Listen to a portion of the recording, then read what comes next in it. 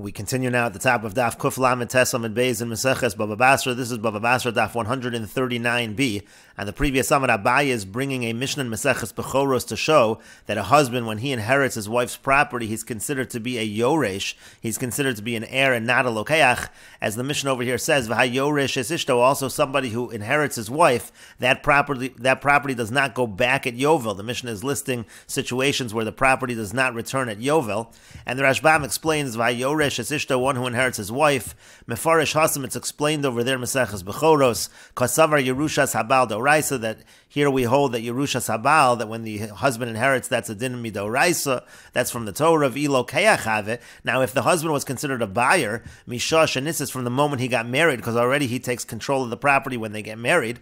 So Afilu Lachar Misalo Nafka Mechlal Mekachom Emkar. So even after she would die, it wouldn't change from being a purchase. He would still be considered a buyer, because again, the Gemara in the previous Amud was really talking about what is the husband considered during the lifetime of the wife when he's controlling that property. But the point of the Rashbam is that if he was considered a lokeach at that time, he would continue to be considered a lokeach. Lo nafka mechlal mekachom emkar, it wouldn't leave the status of being a sale. V'tahader b'yovel, and it would return at Yovel. And so that's what it's saying over here. V'hayoresh es ishto, he inherits his wife. It does not return at Yovel. He's considered to be a buyer.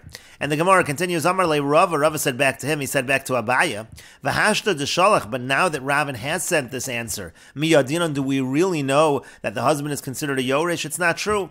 Ha'amar Rabbi Yossi Rabbi Chanina, but Rabbi Yossi Rabbi Chanina said, "Be'usha hiskinu in Usha." They made the following takana: Ha'isha shemachar nichsei melug b'chaye bala. Let's say the wife sells the nichsei melug. That's the property that she brings into the marriage, where the husband just gets the profits, but she owns the actual property. So if she sells that while her husband is alive, umesa, and then she dies, habal motzi miyad halakuchos, the husband is able to take away from the buyers, and that would indicate that the husband is actually a buyer. He would be considered like the first lokeach, and the first lokeach would have precedence over the second lokeach, and that's why the husband can take from the lekuchos. That indicates that the husband is actually a buyer. And the Rashbam explains, B'usha hiskinu, in Usha they made the following takana, shagolsa Sanhedrin l'sham, the Sanhedrin was exiled to Usha, and so the Sanhedrin was making this takana.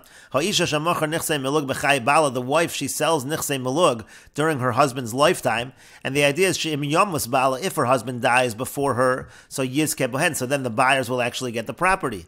Thomas he, but let's say she dies before the husband, v'yir shabal, and the husband inherits her, so yafsidu, so then the lekuchos, the buyers, understand that they will lose out. V'nichsei melug, what are nichsei melug? Hey nechasim shenaflu ulami beis avia, that's property that she gets from her father's estate.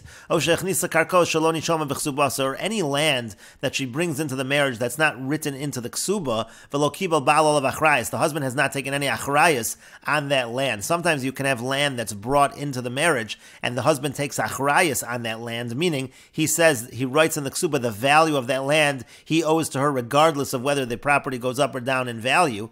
But in this case, that's not true. It's not being written into the ksuba, it's just land that's brought into the marriage, and so it's really her land. V'yochel peirosein b'chaya, he just gets the produce, he gets the profits while she's alive. Ketakonas chachamim tachas pirkon, and that's a takonas chachamim. It's an exchange for the fact that he has to redeem her if she's ever held captive. Ulahachi mikri melug, and the reason why they're called melug is shemolgonu mechasron bal.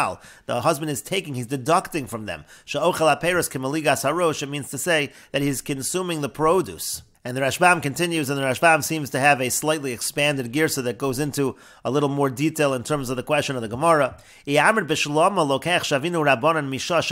to say correctly that the Rabbanan say that the husband is considered a buyer from the moment he marries her, then it would make sense that he takes it away from the other buyers. Because he's considered the first buyer of the property, and again, she sold the property to Lekuchos, but if she dies first, he takes it from them.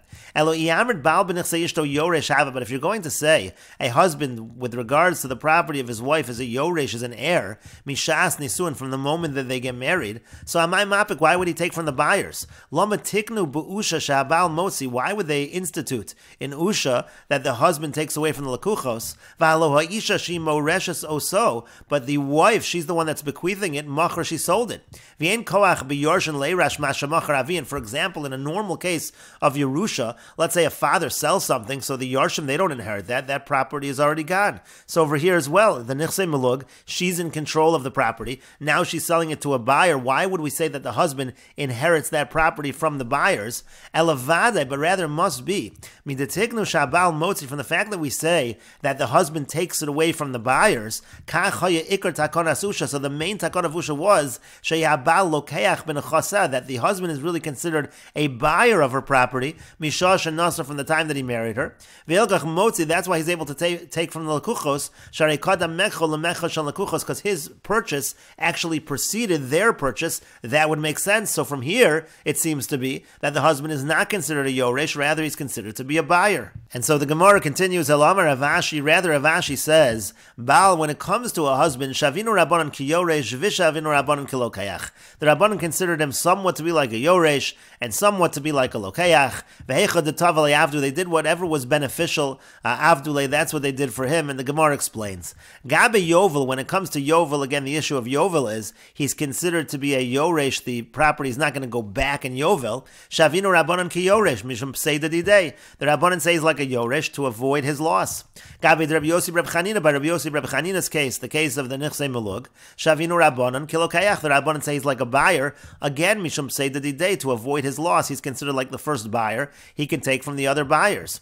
Now Gabi de Ravin, now by the case of Ravin that we had in terms of the support of the Almana, the support of the widow, so Mishum Pseida the Almana, because of the loss of the widow over there, we want the widow to be supported. So Shavinu Rabbanan ki Yoresh. So there the Rabbanan say that he is like a Yoresh, the husband is like a Yoresh, and therefore the widow continues to be supported from that property, again, if he was a buyer. So the widow doesn't take from Nechasim Mishubadim, she wouldn't take from a buyer, but the widow does get supported if he's like a Yoresh.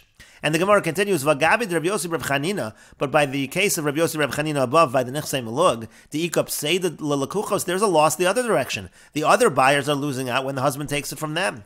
Veshavinu Rabbanan Kilokayach, and the Rabbanan are saying he's like a buyer, so there's a loss. Why are the Rabbanan allowing that loss? And the Gemara says, Hasam over there, Inu Afsidu Anafshai, with those buyers, they cause their own loss. Kevan de Ikabal, since there's a husband, and this is a situation of a marriage with Nichse Milug, Lo Iboilu Lemizvan Meitasa de Yasva Tuse Gavra, they shouldn't be buying property from a woman who's sitting under a man, meaning who's married. That's not something they should do. It's a risk that they're taking, and therefore they do lose out. Hadran Allah Yeshnochelin, we will return to you, Parak Yeshnochelin. This is the end of the 8th parak of Meseches Bava Basra. If you're enjoying these videos and this channel, please like, share, and subscribe. And take a look at the description box below to see how you can support this channel. And we will now begin the 9th parak of Meseches Bava Basra. And the parak begins with the Mishnah, Misha Meis v'hiniach bonim ubanos. If somebody dies and he leaves over sons and daughters, Bizman shanachasim merubin, if he leaves over a large estate, habonim yirshu, so then the sons, they inherit, v'habonos yizono, and the daughters, they get supported from the estate. Nechasim muat, and let's say he leaves over a small inheritance, habonos yizonus, and then the daughters, they get supported, v'habonim yishalu al apsachim, and the sons, they have to ask door to door, they have to beg for money. And the Mishnah continues, Admon Omer, Admon says, Bishvil shani zocher, if sadati, because I'm a male, therefore I should lose out. Omer Rabban Gamliel says, Roa Anias Divrei Admon, I see the words of Admon, they seem to be correct. And the Rashbam explains, V'habonos yizonu, again the daughters, they're supported, Mizonos uparnosas nesuin added the tivagra, and this refers to the support, and the support they need for getting married until they become adults, o added the tisnasvan, the governor, until they get married, Kidetnan b'ksubas, this is all learned in the Mishnah in Ksubas, they're supported until that point in time. And the Gemara says, V'kama merubin, what's considered to be a large estate, again it said in the Mishnah, that if it's nechasim merubim, so then the sons inherit, and the daughters, they get supported. Amar Rav Yehuda Rav Yehuda says that Rav says Kadesha Yizonu Mehen Elu VeElu Shnei Masar Chodesh. It has to be a large enough estate that it can support them. It can support both the sons and the daughters for 12 months. And the Gemara continues, Ki Amrisa Kami de Shmuel. Rav Yehuda says, when I said this in front of Shmuel, this was Rav Yehuda bringing from Rav, and so Rav Yehuda now says, when I said what Rav said in front of Shmuel, Amar, he said, Zu Divrei Rabban Gamliel bar Rebbe. That's the opinion of Rabban Gamliel, the son of Rebbe. Avol Chachamim, but the Chachamim say, Kadesh Yizonu Mehen Elu VeElu Ad Sheyivgru. It has to be a large enough estate that both the sons and the daughters, they can be supported until the daughters become adults.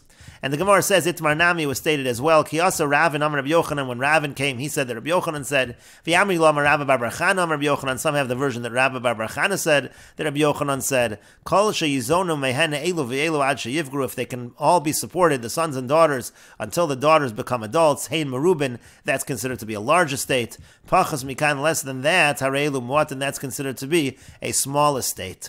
But the Gemara continues, but are we saying that if there's not enough to support all of them until the girls become adults? And we will continue with this discussion in the next video on Daf Kuf Mem Amud Aleph.